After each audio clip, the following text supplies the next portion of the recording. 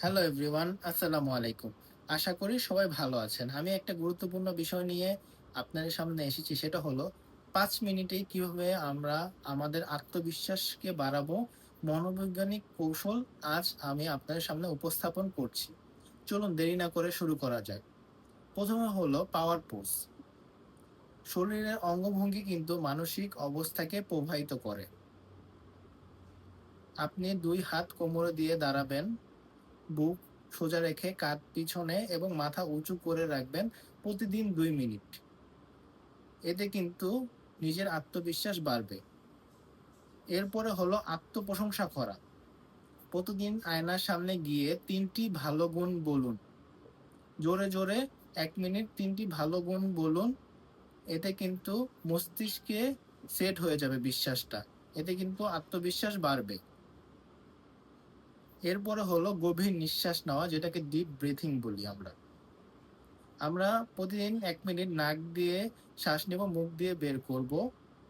এটাকে ৫ থেকে ৭ বার করব। এতে করে কিন্তু আমাদের আত্মবিশ্বাস বাড়বে, টেনশন কমবে এবং মনকে শান্ত করবে। এরপরে হলো মাইক্রো সাকসেস মনে করুন। নিজের ছোট, ছোট সফলতাকে বড়ভাবে অনুভব করা। নিজে আর্লি মনে করেন ঘুম থেকে উঠলেন, এটাকে সফলতা ভাবলেন এবং সঠিক টাইমে কাজটা শেষ করা, এটাকেই সফলতা ভাবলেন। এই নিয়ে অল্প, অল্প সফলতা কিন্তু বড় জয় দেখা দেবে। এরপরে হলো ইতিবাচক বাক্য বলুন। আমি পারবো এবং আমি এই কাজের যোগ্য। এভাবে প্রতিদিন বলুন যে আমি এই কাজের যোগ্য। এতে কিন্তু নিজের আত্মবিশ্বাস অনেকটাই বাড়বে। এই ৫ টি ধাপ যদি আমরা মেনে চলি, আমাদের আত্মবিশ্বাস কিন্তু আসলেই বাড়বে। এটা কিন্তু সাইকোলজির ভাষায় ব্যাখ্যা।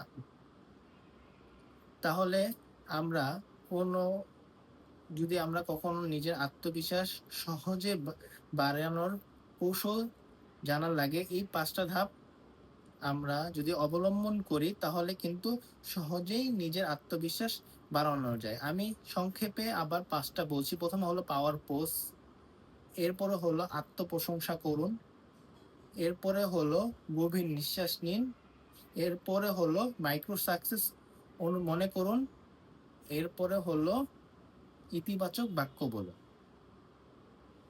আশা করি সবাই বুঝতে পেরেছেন। ধন্যবাদ।